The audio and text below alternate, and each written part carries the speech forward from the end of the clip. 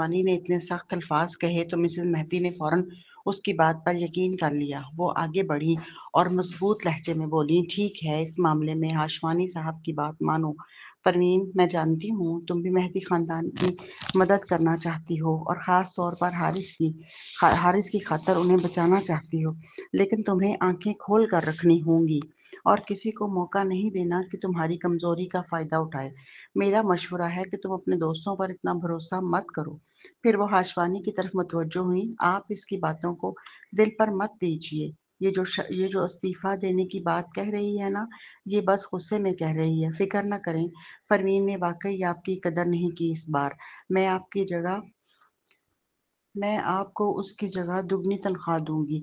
हाशवानी ने ये सुना तो चेहरे पर इत्मीनान आया। ठीक है, तो आप मोहतरमा स्मिथ तो अब मोहतरमा स्मिथ आप दलाल के मशवरे पर अमल करें, सोना बेच दें, यही बेहतरीन फैसला है।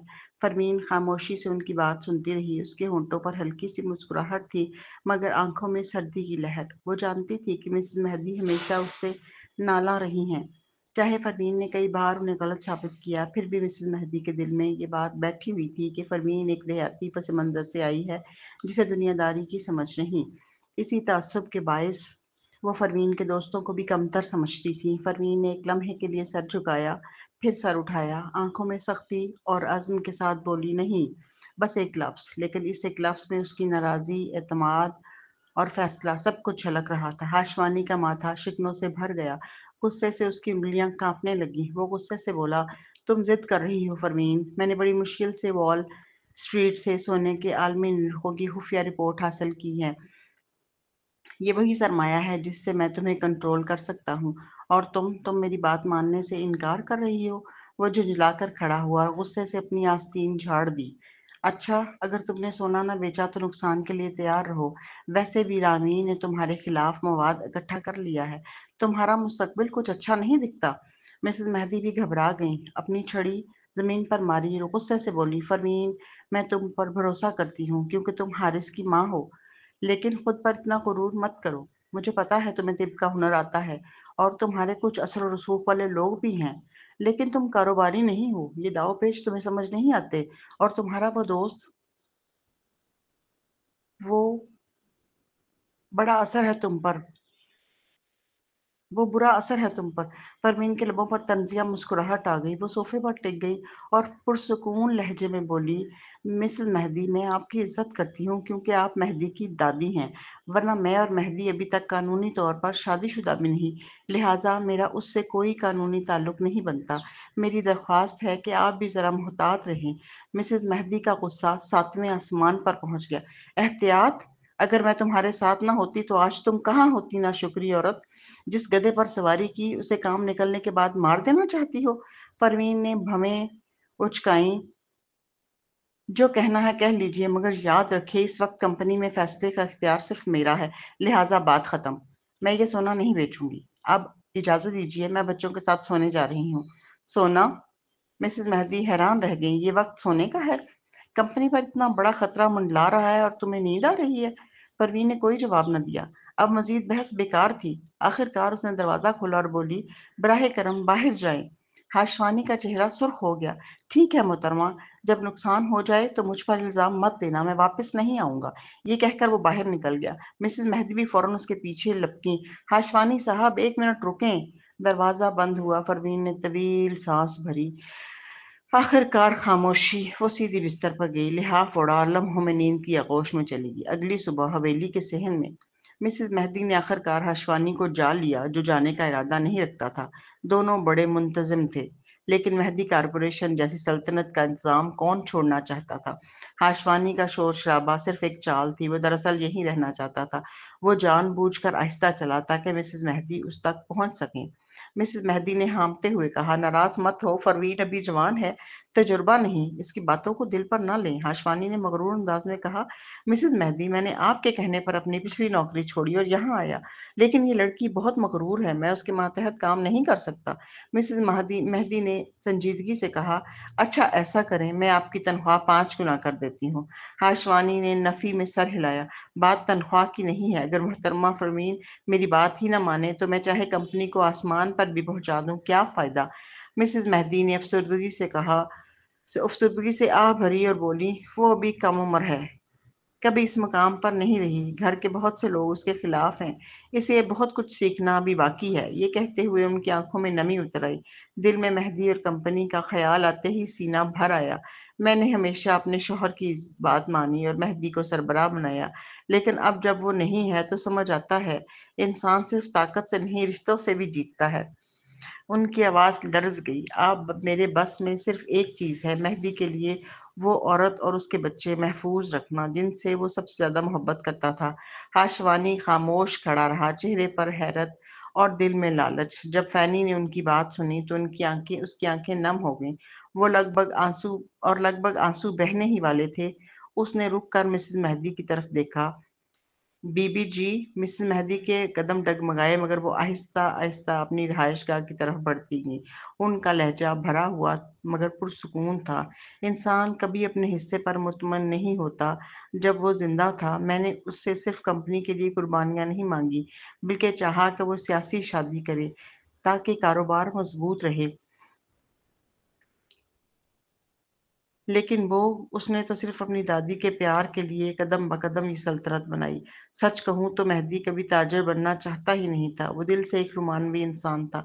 मैंने अपने प्यार में उसे बाँध दिया, कैद कर दिया। पिछले 2 दिनों से मैंने बहुत सोचा है और अगर ज़िंदगी मुझे दोबारा मौका देती तो मैं चाहती कि वो सिर्फ़ ज़िंदा रहता, खुश रहता। ये कंपनी इतनी बड़ी ताकतवर मगर उसके बगैर इसका फ़ायदा ही क्या? उन्होंने एक गहरी साँस ली और मेहदी की हवेली से निकल कर अपने घर की तरफ चल दी। घर पहुँचते ही उन्हें घबराहट सी महसूस हुई, साँस अटकने लगी। फैनी ने फ़ौरन ज़ेब कॉर्पोरेशन की बताई हुई कामंग पिल्स लाकर दी। मिसेज़ मेहदी ने एक गोली खाई, फिर डब्बा हाथ में पकड़कर देर तक उसको देखती रहीं। आखिरकार आहिस्ता से बोलीं, "चलो, जो कर्ज़ा मैंने मेहदी पर छोड़ा था, अब वो मैं उस औरत को वापस करूँगी, जिससे वो मोहब्बत करता था।" ये कहते हुए उन्होंने दवा खाई। थोड़े ही वक़्त में उनके सीने का बोझ कम हो गया और वो पुरसुकून सी लेट कर सो गईं। अगली सुबह मिसेज़ मेहदी अचानक चौंक कर जाग उठी। आँखें खोलते ही बोलीं, "फ़ैनी, वक़्त क्या हुआ है?" फ़ैनी ने घड़ी देखी, "सिर्फ़ 7 बजे हैं। मार्केट कब खुलती है?" 9 बजे। मिसेज़ मेहदी ने सुकून की साँस ली। वो आहिस्ता-आहिस्ता उठकर तैयार होने लगीं। यूँ करते-करते वक़्त गुज़र गया, हत्ता कि घड़ी ने 9 बजाए। अभी वो फ़ैनी की तरफ देख ही रही थीं कि उसके चेहरे का रंग बदल गया। फौरी तौर पर उसने मोबाइल देखा और घबरा कर बोली, "बीबी जी, सोने की कीमत गिर गई है। कल जो कीमत $45 फ़ी ग्राम थी, अब 32 पर आ गई है।" मिसेज़ मेहदी का चेहरा तन गया। मिसेज़ मेहदी ने ये सोना $63 फ़ी ग्राम में खरीदा था, यानी अब 50% नुकसान, $40 मिलियन का खसारा। उनके सीने में जैसे किसी ने मुट्ठी भर ली हो। उसी लम्हे फ़ोन बजा। हाशवानी का कॉल था। "मिसेज़ मेहदी, आपने रिपोर्ट देखे? मैंने गलत नहीं कहा था। ये सोने का आखिरी सवाल है। हम पहले ही 40 मिलियन का नुकसान कर चुके हैं। अगर यही रहा तो 50 मिलियन का नुकसान यकीनी है।"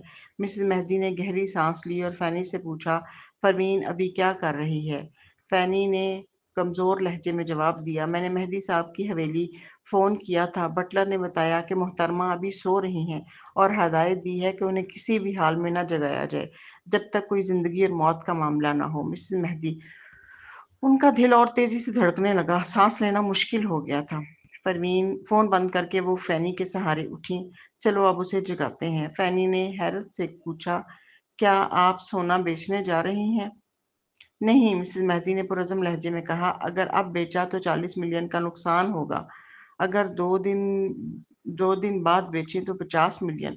10 मिलियन का क्या फ़र्क? सोना कभी सिफ़र तो नहीं होता। आप बेचने तो सिर्फ़ अपनी ही थप्पड़ खानी है।"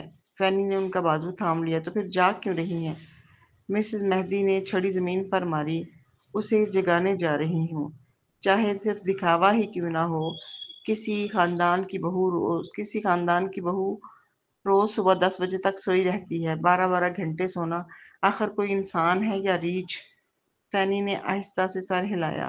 سچ تو یہ تھا کہ وہ خود بھی یہی سوچتی تھی۔ فرمین سے زیادہ سست اس نے کبھی کسی کو نہیں دیکھا تھا۔ دونوں مل کر مہدی کی حویلی پہنچی۔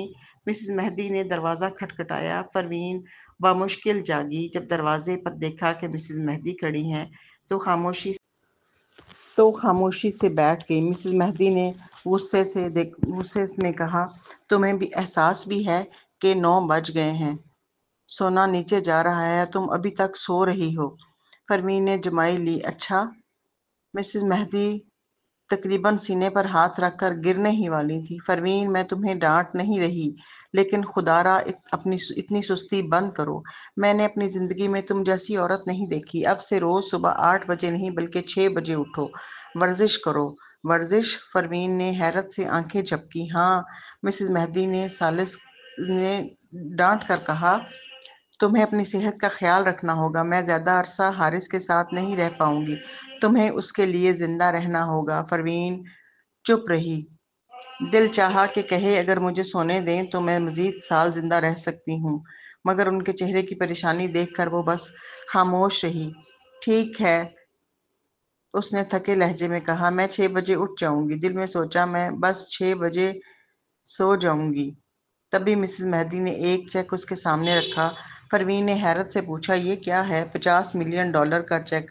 اگر تم سونا نہیں بیچنا چاہتی تو مت بیچو۔ اگر ڈائریکٹرز تم پر دباؤ ڈالیں تو یہ رقم کمپنی کو واپس کر دینا۔ یہ کہہ کر وہ پلٹ گئیں۔ پتہ نہیں پچھلے جنم میں تمہارے کیا قرض تھے مجھ پر۔ تم سے الجھنے کی سزا شاید یہ ہے کہ میں اب تمہارے نقصان بھی پورے کروں۔ یہ کہہ کر وہ بڑبڑاتی ہوئی باہر نکل گئی۔ پروین نے نیچے دیکھا، چیک اب بھی اس کے ہاتھ میں تھا۔ اس کے ہونٹوں پر ہلکی سی مسکراہٹ آئی۔ بوڑھی عورت کبھی کبھی کتنی پیاری لگتی ہے۔ وہ چاہتی تھی کہ چیک واپس کر دے، مگر سوچا کہ کہیں مسز مہدی ناراض نہ ہو جائے۔ بہرحال 2 دن میں سونے کی قیمت دوبارہ اوپر جائے گی، تب سب خود دیکھ لیں گے کہ کون ٹھیک تھا۔ اسی دوران بٹلر آیا۔ محترمہ مسز عباسی نے فون کیا تھا، پوچھ رہی تھیں آپ جاگ گئی ہیں یا نہیں۔ مسز عباسی؟ پروین نے لمحہ بھر سوچا، پھر یاد آیا وہ تانیہ تھی، جوئل کی بیوی۔ آدھے گھنٹے بعد تانیہ خود آئی اور ایک چیک اس کے ہاتھ میں تھما دیا۔ یہ جوئل نے دیا ہے، اس کا کہنا ہے $80 ملین کی بات ہے۔ اس میں مسئلہ کیا ہے؟ پیسہ کم نہیں، کمپنی کا خسارہ ہم سنبھال لیں گے۔ سمتھ فیملی کے پاس دولت کی کبھی کمی نہیں۔ پروین کو ذرا تعجب ہوا۔ مسز مہدی نے اسے رقم صرف کہ وہ کبھی اس کے دوستوں پر یقین ہی نہیں کرتی، لیکن جوئل تو امپیریل لیگ میں تھے نا، کیا اسے گروپ میں کنگ کا پیغام نظر نہیں آیا؟ کنگ پہلے ہی گروپ میں بتا چکا ہے کہ سونے کی قیمتیں آئندہ بڑھیں گی۔ پیغام دیکھنے کے بعد اسے بات سمجھ آ جانی چاہیے تھی، پھر وہ اسے پیسے کیوں دے رہا تھا؟ اچانک پروین کے ذہن میں ایک بات آئی اور اس نے سیدھے تانیہ کی طرف دیکھا۔ اس نے پوچھا، سمجھ گئی، لیکن ابو کا کیا؟ تانیہ نے جواب دیا، ابو ایان پچھلے دنوں تمہارے حالات پر بہت نظر رکھے ہوئے ہیں، مگر اس بار انہوں نے پیسے دینے کی پیشکش نہیں کی۔ آج جب میں یہاں آ رہی تھی تو راستے میں ان سے ملاقات ہوئی، پھر بھی انہوں نے اس موضوع کا ذکر تک نہ کیا۔ شاید ان کے ذہن میں ہی نہ آیا ہو۔ کیا رقم کم ہے؟ میرے پاس بھی کچھ ہے اور جوئل کے پاس بھی۔ تمہیں اور کتنا چاہیے؟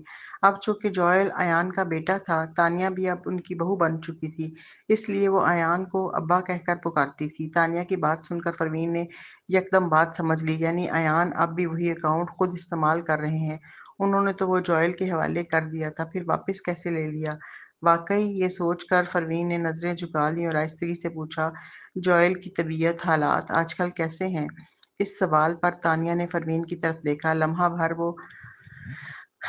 بھر بعد وہ آہ بھری اور بولی، سچ کہوں تو سمجھ نہیں آ رہا یہ بات کہوں یا نہیں۔ پروین نے جواب دیا، ہم دونوں کے درمیان اب ایسی کیا بات رہ گئی ہے جو نہ کہی جائے؟ وہ دونوں سوئٹزرلینڈ کے دنوں سے ہی قریبی سہیلیاں تھیں۔ اب چونکہ تانیہ جوئل کے ساتھ تھی، اس کی زندگی خوشگوار ہو چکی تھی، اوپر سے میاں جیسی پیاری بچی کے آ جانے سے اس کی تیز مزاجی میں بھی خاطر خواہ نرمی آ گئی تھی۔ وہ ہمیشہ سیدھی سادی اور دو ٹوک بات کرنے والی تھی، لہٰذا اس نے صاف صاف کہہ دیا ہے، سچ بات یہ ہے کہ تمہاری واپسی کے بعد جوئل اور ابو کے تعلقات ذرا نازک سے ہو گئے ہیں۔ ابو نے کمپنی کے سارے شیئرز جوئل کے نام کر دیے تھے، مگر اب تم آ گئی ہو تو جوئل اکثر کہتا ہے کہ سمتھ خاندان کی ساری ملکیت اصل میں تمہاری ہونی چاہیے۔ پروین کچھ بولنے ہی والی تھی کہ تانیہ نے بات بڑھاتے ہوئے کہا، مگر ابو کہتے ہیں تم سست ہو اور ایسے معاملات سنبھالنا پسند نہیں کرتی، اسی لیے وہ چاہتے ہیں کہ کمپنی جوئل ہی سنبھالتا رہے۔ تم جانتی ہو خاندان کی کمپنی چلانے کے لیے شیئرز پر مکمل کنٹرول ضروری ہے، اس لیے ابو کو اسے 51% دینے پڑے۔ ابو کے پاس کل 70% تھے تو تمہیں ابھی صرف 19% ہی دے سکتے ہیں۔ اسی وجہ سے جوئل کو لگتا ہے کہ تم نقصان میں ہو، اس لیے اس نے طے کیا ہے کہ جب تک وہ زندہ ہے اپنے منافع کا نصف تمہیں دیتا رہے گا۔ پروین کو ان کی واقعی ضرورت نہیں تھی، اس کے لیے اتنا کافی تھا کہ اخراجات پورے ہو جائیں، اسے اتنی زیادہ رقم کا کیا کرنا تھا؟ اس نے فوراً انکار کر دیا، نہیں رہنے دو، میں اپنے بینک اکاؤنٹ میں ایسی سیٹنگ کر دوں گی کہ یہ رقم لوٹ آئے۔ پروین کا طریقہ کار ہمیشہ سیدھا اور فیصلہ کن تھا۔ تانیہ نے ہونٹوں پر ہاتھ رکھ کر ہنسی، پہلے کے مقابلے میں وہ واقعی بہت نرم خو ہو چکی تھی۔ یہ دیکھ کر پروین ضبط نہ کر سکی، ہنسنا ہے تو کھل کے ہنسو، منہ پر ہاتھ کیوں رکھتی ہو؟ تانیہ نے آنکھیں گھمائیں، پھر ذرا جذباتی لہجے میں بولی، پروین تم جانتی ہو مجھے ہمیشہ لگا ہے کہ رشتے نصیب سے بنتے ہیں اور ہر وہ شخص جس سے ہم ملتے ہیں ہمیں کچھ نہ کچھ سکھاتا ہے۔ میاں نے مجھے نرمی سکھائی ہے، میں اس سے زور سے بات کرنے کی ہمت نہیں کرتی۔ دیکھتے دیکھتے میری ہنسی تک دھیمی ہو گئی ہے۔ پروین دل ہی دل میں اس سے متفق تھی، وہ بچپن سے ہی سست مزاج تھی اور کبھی بچوں کے بارے میں سوچا بھی نہ تھا۔ کون جانتا تھا کہ اچانک وہ حاملہ ہو جائے گی اور ایک نہیں ایک ساتھ 3 بچوں کو جنم دے گی، چاہے وہ کتنی ہی کاہل ہو اور دوسروں سے بات چیت سے کترا رہی ہو۔ شمائل جیسی چلبلی بچی سارا دن اس کے گرد منڈلاتی رہے تو انسان بے اختیار زیادہ بولنے لگتا ہے۔ اسے لگتا تھا کہ اس نے شمائل سے جتنی باتیں کی ہیں اتنی زندگی کے پہلے 20 سال میں بھی نہیں کی۔ وہ سوچ ہی رہی تھی کہ تانیہ نے دوبارہ اصل بات چھیڑ دی، مجھے معلوم تھا تم رقم نہیں لوگی، اسی لیے جوئل نے کہا ہے کہ وہ تمہارے لیے ازالے کا ایک اور طریقہ سوچ چکا ہے۔ ازالے کا طریقہ کیا؟ پروین نے پوچھا۔ تانیہ نے ہونٹ بھینچے اور کہا، وہ سمتھ خاندان کا ایک اندرونی معاملہ ہے، مجھے کیسے معلوم ہو؟ بہرحال اس نے کہا ہے، فکر نہ کرو۔ اچھا۔ پروین نے چیک واپس تانیہ کی طرف بڑھا دیا۔ گھر پہنچ کر جوئل سے کہنا، 2 دن میں سونے کی قیمتیں اوپر جائیں گی، اگر دلچسپی ہو تو وہ ابھی کچھ خرید سکتا ہے۔ تانیہ کی پوری سمجھ میں بات نہ آئی، مگر وہ تو دونوں کے درمیان پیغام رساں تھی۔ اس نے چیک واپس لیا اور کہا، ٹھیک ہے، میں بتا دوں گی۔ پھر وہ اٹھی اور چل پڑی۔ مہدی حویلی کے گیٹ سے باہر نکلتے ہوئے اچانک تانیہ کے ذہن میں ایک خیال کوندا۔ سالس کے ساتھ جو کچھ ہوا تھا اس کی وجہ سے وہ بہت بوجھل دل کے ساتھ آئی تھی۔ وہ چاہتی تھی کہ پروین کا زیادہ ساتھ دے، مگر ساتھ ہی یہ احتیاط بھی کہ سالس کا ذکر نہ ہو، کہیں پروین غمگین نہ ہو جائے۔ مگر جیسے جیسے وہ باتیں کرتی گئی، پروین کے پرسکون انداز اور ٹھہرے ہوئے حوصلے کو دیکھ کر وہ سارا معاملہ بھولتی چلی گئی۔ باہر آ کر اسے پھر یاد آیا، لیکن کیا پروین کچھ زیادہ ہی ٹھیک دکھائی نہیں دے رہی؟ یہ سوچ کر اس نے ہلکے سے سر جھٹکا، دل کی کھٹک دبا دی اور اسمتھ ہاؤس لوٹ گئی۔ تانیہ کو رخصت کر کے شیئرز سے بڑھ کر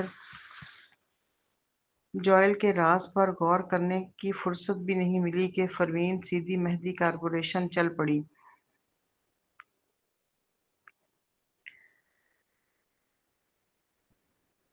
اور جبکہ وہ مہدی کارپوریشن کی CEO تھی، گھر بیٹھ کر روز سونا ممکن نہ تھا۔ اس کے علاوہ اسے کمپنی کے معاملات سنبھال کر سب کچھ جلد از جلد پٹڑی پر لانا تھا، تبھی تو وہ نکل کر V16 کی تلاش کر سکے گی۔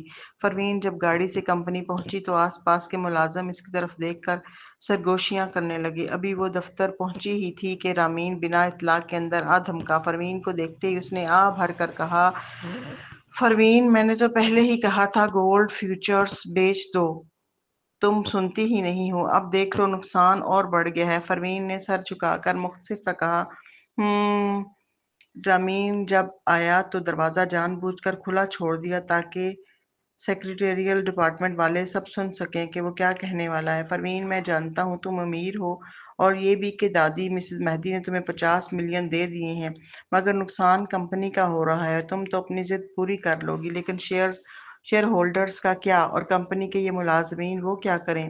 پروین نے بھویں سے کیڑی اور کہا تمام خسارہ میں اٹھاؤں گی، شیئر ہولڈرز اور ملازمین کو بھی میں ہی جواب دوں گی، آپ کو فکر کرنے کی ضرورت نہیں۔ رامین پہلے ہی جانتا تھا کہ وہ یہی کہے گی، اس لیے فوراً بڑے دردمندانہ لہجے میں بولا، سمجھانے لگا، پروین میں جانتا ہوں تم مالدار ہو، مان لیا مسز مہدی کی 50 ملین کی رقم تم مظالے میں دے دو گی، پھر بھی تم سمتھ خاندان سے پیسہ لا سکتی ہو، آخر میں تو سالس کی چھوڑی ہوئی دولت میں سے بھی خسارہ پورا کیا جا سکتا ہے، مگر کیا تمہیں معلوم نہیں کہ یوں تم اپنی جمع پونجی کھا رہی ہو، ایک دن سب خالی ہو جائے گا، پھر تم اس رویے سے مہدی کارپوریشن کے لوگوں کو کیا امید دو گی؟ جانتی ہو سالس کے حادثے کے بعد سے کمپنی میں سب کے دل لرز رہے ہیں۔ رامین نے بات بڑھائی، ان برسوں میں مہدی اور اسمتھ ہمیشہ اول پوزیشن کے لیے برسرے پیکار رہے ہیں، ابتدا سے دونوں کمپنیوں کے منافع قریب قریب رہے ہیں، اگر چند پروجیکٹس میں نقصان بڑھ گیا تو ہماری برتری ختم ہو سکتی ہے، کیا تم واقعی یہ دیکھنا چاہتی ہو؟ دنیا کہتی تھی کہ اسمتھ اور مہدی میں مقابلہ ہے، مگر پروین کی نظر میں دونوں کمپنیوں کا باہمی کاروبار فائدہ مند تھا، جب دونوں کماتے ہیں تو کون زیادہ کماتا ہے اس سے کیا فرق؟ نہ جوئل نہ سالس نہ ہی ایان، کسی نے کبھی محض سب سے اوپر رہنے کی دوڑ کو مقصد نہیں بنایا تھا، یہ تو باہر والوں کے دیے ہوئے کھوکھلے لقب تھے۔ مہدی خاندان کا فرد ہونے کے ناطے رامین یہ سب بخوبی جانتا تھا، پھر بھی اس نے ایسا مضحکہ خیز سوال اٹھایا اور وہ بھی اس انداز سے کہ باہر بیٹھے لوگوں کی توجہ کھینچ سکے۔ دروازے کے شیشے سے پروین نے دیکھا کہ سیکریٹریٹ کے سب لوگ کان لگا کر سن رہے ہیں کہ وہ کیا جواب دے گی، اور اس سے پہلے کہ وہ بولتی رامین نے نیا جال بچھا دیا۔ نہیں ٹھہرو پروین، تم اسمتھ گھرانے سے ہو تو لازماً اسمتھ ہی کی طرفداری کرو گی، اب سمجھ آیا، تم نے سالس کے 3 بچے جنم دیے مگر ہو تو اسمتھ ہی، اور تمہاری بیٹی بھی اسمتھ ہے۔ سالس سے باپ بیٹی کا رشتہ مان لینے کے بعد بھی اس نے اپنا خاندانی نام نہیں بدلا۔ رامین کو جیسے الہام ہو گیا، وہ بولا، بس اب بات سمجھ میں آئی، میں حیران تھا کہ روز بروز سونے کی قیمت گرنے کے باوجود تم نقصان کیوں نہیں روکتی، اصل میں تم اسی موقع کی طاق میں تھیں۔ دفتر کی ناسمجھ مگر چلاک مزاج سیکرٹریاں فوراً یہ خبر گروپ چیٹس میں اچھالنے لگیں۔ یوں رامین کی باتیں کڑکتی بجلی بن کر مہدی کارپوریشن کے ملازم کے دلوں پر گریں۔ گروپ میں بحث چھڑ گئی، کیا مس اسمتھ کا دل واقعی کمپنی میں نہیں رہا؟ اتنا بھی برا تو نہیں ہو سکتا، آخر دونوں خاندان سیاسی رشتے میں جڑ چکے ہیں، بچے بھی ہیں، دوست، مس اسمتھ اور جناب مہدی تو صرف منگنی تک ہیں، شادی نہیں ہوئی۔ قانونی طور پر مس اسمتھ ابھی مسز مہدی کی بیوی نہیں۔ یا خدا، اب تم نے یہ کہا تو مجھے بھی سازشیں نظر آنے لگی ہیں۔ نہیں نہیں، کیا واقعی کیا مس اسمتھ ہمیں نقصان پہنچانے آئی ہیں؟ اتنی بڑی مہدی کارپوریشن بھی ڈوب سکتی ہے؟ میں تو گھبرا گئی ہوں، کہیں نوکریاں نہ جائیں، میری تو عمر بھی ہو گئی، اب بہتر نوکری کہاں ملے گی؟ سب اپنے اپنے تجزیے جھاڑنے لگے۔ کچھ دیر کو پوری کمپنی میں کھلبلی مچ گئی، لوکل میڈیا نے یہ خبر اچھال دی اور بزنس ہیڈ لائنز بنا دی، انٹرنیٹ اور محفلوں میں بھی یہی چرچا تھا۔ بحث کا نچوڑ یہ تھا، ملک میں نمبر 1 بننے کے لیے اسمتھ حد سے گزر گئے۔ انٹرنیٹ پر پروین پر بھی خوب تنقید ہوئی۔ مجھے تو اب اسمتھ خاندان کی چالیں سمجھ آ رہی ہیں، بڑے لوگ کیسے لوگوں کو مہرا بناتے ہیں، سچ میں ڈر لگتا ہے۔ پروین وہی ٹاپ سوشلائٹ، لگتا ہے دشمن کو ہرانے کا طریقہ یہ ہے کہ اس کے بچے پیدا کرو، پھر اس کا کاروبار سنبھال کر اسے ڈبو دو۔ کچھ رپورٹرز نے پروین کو گھیر کر اس معاملے پر رائے مانگی۔ پروین نے بس کیمرے کی طرف دیکھا اور 2 ٹوک الفاظ میں کہا، 2 دن بعد میں خود جواب دے دوں گی۔ پروین کے اس ایک جملے 2 دن بعد میں خود جواب دوں گی کو سب نے تھاما، توڑا موڑا اور فوراً انٹرنیٹ پر اچھال دیا۔ کسی نے تبصرہ کیا، 2 دن بعد جواب دے دوں گی یعنی سونے کی قیمتیں مزید نیچے جائیں گی، پھر جب اسمتھ اسی سال سب سے زیادہ منافع کمانے والی کمپنی بن جائے گی تب وہ مہدی سے لا تعلقی کا اعلان کر دے گی۔ دوسرا تنزیہ بولا، دوست کیا کہہ رہے ہو، اس کے بچے تو پہلے ہی مہدی کی جائیداد کے وارث ہیں، اگر وہ رشتہ توڑ بھی دے تو اسمتھ کے ڈویڈنڈ پر گزارا کرے گی۔ تیسرا بولا، ڈویڈنڈ کی بات آئی تو کیا اسمتھ اسے جانشین بنا دیں گے؟ سب جانتے ہیں کہ اسمتھ کے موجودہ سربراہ پچھلے سربراہ کے بھتیجے ہیں۔ جواب آیا، میں اسمتھ کارپوریشن میں ملازم ہوں، واضح کر دوں، ایان اسمتھ اپنے شیئرز پہلے ہی جوئل اسمتھ کو منتقل کر چکے ہیں، اس کے پاس 51% کنٹرول ہے۔ پچھلے سربراہ نے مس پروین کو صرف کچھ شیئرز دیے تھے، باقی سب قیاس سرائیاں ہیں۔ پھر سوال اٹھا، کیا واقعی اسمتھ اور مہدی برسوں سے مقابلے میں ہیں؟ جواب ہاں، باہر بھی اور اندر بھی۔ ہر بڑے پروجیکٹ پر عموماً 2 ٹیمیں لگتی ہیں تاکہ صحت مند مسابقت رہے، لیکن پہلی دوسری کی ضد ہمارے ہاں نہیں۔ سالانہ آمدنی مہدی سے ذرا کم سہی مگر بہت نزدیک۔ مزید چبھن: کیا تو پھر بھی کم ہے نا؟ کون ہمیشہ دوسروں نمبر پر رہنا چاہے گا؟ اوپر سے مسٹر مہدی کا ایک ہی بیٹا ہے۔ اگر مس پروین چند چالیں چل کر مہدی کارپوریشن کو 80 ملین کا گھاٹا کرا دے تو کیا ہوگا؟ بمشکل اس سال وہ دوسرے نمبر پر چلے جائیں گے۔ مہدی کو فرق نہیں پڑے گا، لیکن اسمتھ پہلی پوزیشن لے جائیں گے۔ 80 ملین ان کے لیے کوئی بڑی بات ہے کیا؟ کوئی ماننے لگا، کوئی انکاری رہا، مگر سب تماش بینی کے ساتھ 2 دن کے انجام کے منتظر ہو گئے۔ پروین نے باہر والوں کی پبجیاں کان پر نہ رکھیں۔ وہ مہدی کارپوریشن کے معاملات سمیٹنے کے ساتھ ساتھ بیرون ملک ایسے منصوبے ڈھونڈ رہی تھی جن کی اوٹ میں وہ سوئٹزرلینڈ جا سکے۔ دفتر میں اس نے سیکریٹریٹ کی عارضی سربراہ سیلین سے پوچھا، ہمارے پاس سوئٹزرلینڈ میں کوئی پروجیکٹ ہے؟ سیلین نے سر جھکائے مگر لہجہ غیر معمولی حد تک کسا ہوا تھا۔ نہیں، اگر آپ کے پاس بیرون ملک دیکھنے کا وقت ہے تو پہلے اندرونی معاملات سلجھا لیجئے۔ گولڈ فیوچرز کے بارے میں آپ کیا سوچ رہی ہیں؟ سالس کے حادثے کے بعد اور لارنس کی غیر موجودگی میں سیلین نے سیکریٹریٹ سنبھالا تھا۔ وہ ہمیشہ پروین کی حامی رہی تھی، لیکن آج اس کی زیر لب خفگی کچھ اور کہانی سنا رہی تھی۔ پروین نے نظر اٹھائی۔ وہی نرم مزاج لڑکی، آنکھوں میں خالص شفافیت لیے کھڑی تھی، مگر آواز میں غیر معمولی سختی تھی۔ سونے کی قیمتیں آج پھر گری ہیں۔ آپ مارکیٹ میں کوئی ایکشن کیوں نہیں لے رہی؟ اس رویے سے کیا آپ کو مسٹر مہدی کے ساتھ ناانصافی کا احساس نہیں ہوتا؟ پروین نے بھویں چڑھائیں۔ کیا تم بھی سمجھتی ہو کہ میں مہدی کارپوریشن کے لیے دل سے کام نہیں کر رہی؟ سیلین نے ہونٹ کاٹتے ہوئے کہا، کیا یہ سچ نہیں؟ اگر دل سے ہوتی تو آپ نے لارنس کو کیوں نکالا؟ وہ کمپنی کے رم و ہڈی ہیں۔ مسٹر مہدی کے دستے راست۔ پروین چونکی۔ میں نے کب لارنس کو نکالا؟ سیلن نے طنزیہ سانس لی۔ اب اداکاری کی ضرورت نہیں، میں سب جان چکی ہوں۔ لارنس کمپنی کے نظام سے اچھی طرح واقف اور مسٹر مہدی کے وفادار تھے۔ آپ نے انہیں کاٹ کر خود کو کھلا راستہ دیا تاکہ جو چاہیں کر سکیں۔ مس اسمتھ، جب مسٹر مہدی موجود تھے تو آپ سے ان کی محبت سب میں نے اپنی آنکھوں سے دیکھی۔ کیا آپ کو نہیں لگتا کہ آپ ان کی توقیر کے ساتھ زیادتی کر رہی ہیں؟ لارنس جیسے وفادار کو یوں نکال کر؟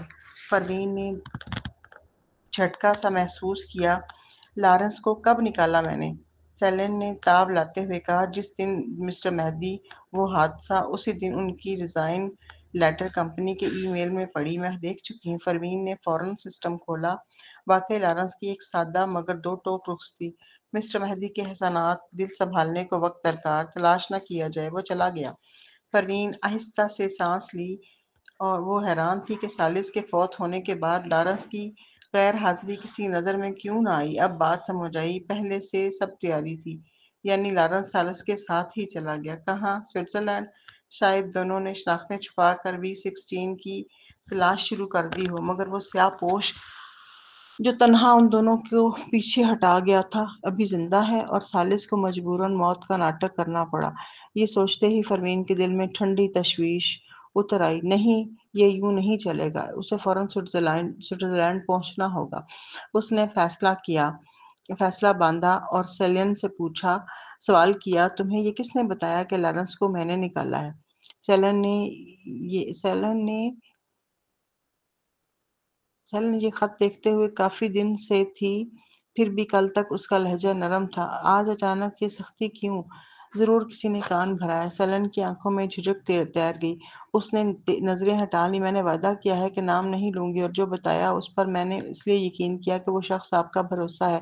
پروین کے ذہن میں چکر آیا۔ اس کے قابل بھروسہ لوگ گنے چنے تھے اور ان میں غداری کا امکان نہ ہونے کے برابر تھا۔ اس نے بس اتنا کہا، میں نے لارنس کو نہیں نکالا۔ سیلن بھڑک اٹھی۔ ایسے وقت میں بھی انکار! نکالے جانے کے بعد وہ اس قدر ٹوٹ گیا کہ فون تک بند ہے، میری کالز نہیں اٹھا رہا۔ آپ لارنس کی مہدی کارپوریشن سے وابستگی سمجھتی ہی نہیں۔ اگر اس نے کوئی حماقت کی تو میں آپ کو نہیں چھوڑوں گی۔ پروین نے تیکھا سوال اچھالا، تم لارنس سے محبت کرتی ہو؟ سیلن کے قدم ڈگمگائے، پھر وہ سیدھی بولی، ہاں 5 برس سے، اور سن لیجیے، اگر آپ گولڈ فیوچرز کا معاملہ ٹھیک طرح نہ سنبھال سکیں تو مجھے معاف کیجیے گا، میں آپ کے ساتھ کام نہیں کر سکوں گی۔ یہ کہہ کر وہ دروازے کی طرف بڑھی، پھر پلٹی اور ٹھہرے لہجے میں بولی، آپ چاہیں تو مجھے نکال دیجیے، اسمتھ جیسی صلاحیت رکھنے والے لوگوں کو میرے لیے متبادل کی کمی نہیں، مگر یاد رکھیے میں برسوں مہدی کارپوریشن میں یوں ہی نہیں ٹکی رہی۔ اگر آپ نے مجھے نکالا تو سیکریٹریٹ کا پورا عملہ میرے ساتھ باہر آ جائے گا، میں لارنس نہیں ہوں کہ یوں چپ چاپ دھکیلی جاؤں۔ یہ کہہ کر سیلن نکل گئی۔ پروین خاموش رہی۔ سیلن تیز کام کرنے والی نہایت باصلاحیت اور وفادار لڑکی تھی۔ جب پروین نے کمپنی سنبھالی تو اس نے دل لگا کر سہارا دیا۔ وہ ہاشوانی جیسے اجرتی مینیجر کی طرح خود غرض نہ تھی، وہ کمپنی کی خیر خواہ تھی اور اسی خیر خواہی میں حد سے بڑھ کر وفاداری دکھا رہی تھی۔ ایسے لوگ نیت کے سچے مگر سب سے آسان ہدف ہوتے ہیں، بس ان کے کان میں کسی بھروسے والے کا زہر ٹپکا دو۔ پروین اسے کیوں نکالتی جو کمپنی کے مفاد میں جان لگا دے؟ وہ اپنی ہے، بس ایک دن اور، کل جب وہ حقیقت دیکھ لے گی تو اس کا بھروسہ لوٹ آئے گا اور پھر وہ خود بتائے گی کہ پردے کے پیچھے کان کس نے بھرے۔ بس اگلا دن چڑھا۔